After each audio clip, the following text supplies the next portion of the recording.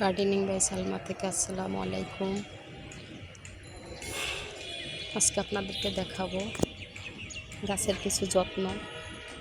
এটা হচ্ছে আমার নিম গাছ। আমার নিম গাছের পাতাগুলি কেমন দেখেন ঢলে পড়েছে।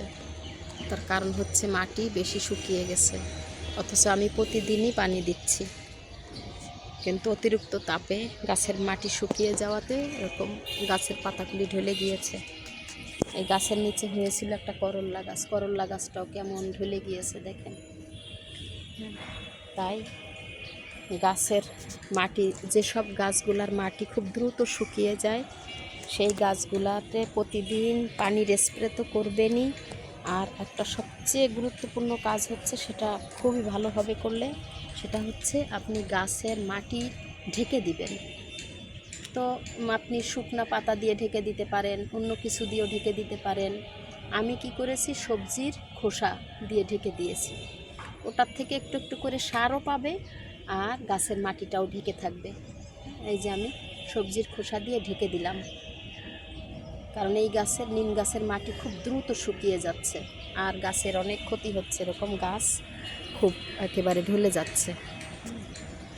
এর জন্য আমি এটা করলাম। আর একটা কি দেখেন, পানির স্প্রে গাছে করার দ্বারা কি উপকার হয়েছে দেখেন। আমার গাছে কি পরিমাণে নতুন নতুন পাতা গজিয়েছে দেখেন। হ্যাঁ, এই স্প্রে করার দ্বারা এই নতুন নতুন পাতা গজিয়েছে। কত কত পরিমাণে পাতা গজিয়েছে প্রতিদিন পানির স্প্রে করার দ্বারা দেখেন। এই যে আমি একটা সাজনা গাছের ঢাল লাগিয়েছিলাম, 2-3টা লাগিয়েছিলাম, মরে গিয়েছে 2টা, আর এই একটা বেঁচে আছে। কারণ এই বেঁচে আছে যে এই যে এখন নতুন কুড়ি গজাচ্ছে দেখেন। এই যে নতুন কুড়ি গজাচ্ছে। হ্যাঁ, প্রতিদিন পানির স্প্রে করার দ্বারা কি হলো, এই ঢালটা বেঁচে গেল।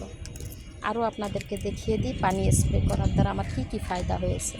এই দেখেন, পানি স্প্রে করার দ্বারা আমার টমেটো গাছে মাশাআল্লাহ বেশ টমেটো ধরেছে। এই যে হ্যাঁ, বেশ টমেটো ধরেছে, অনেক অনেক টমেটো ধরেছে।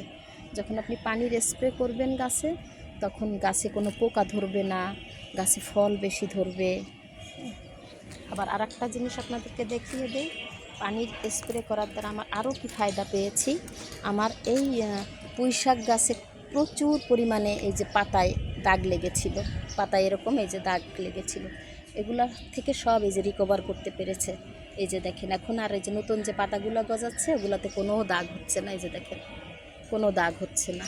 হ্যাঁ, আগে প্রত্যেকটা পাতায় পাতায় দাগ ছিল, কারণ প্রতিদিন পানির স্প্রে করতেছি, তো এখন আর নতুন নতুন পাতা যে গজাচ্ছে একটাও দাগ হচ্ছে না। আরও একটা জিনিস আপনাদেরকে দেখাবো পানির স্প্রে করার দ্বারা কি ফায়দা হয়েছে।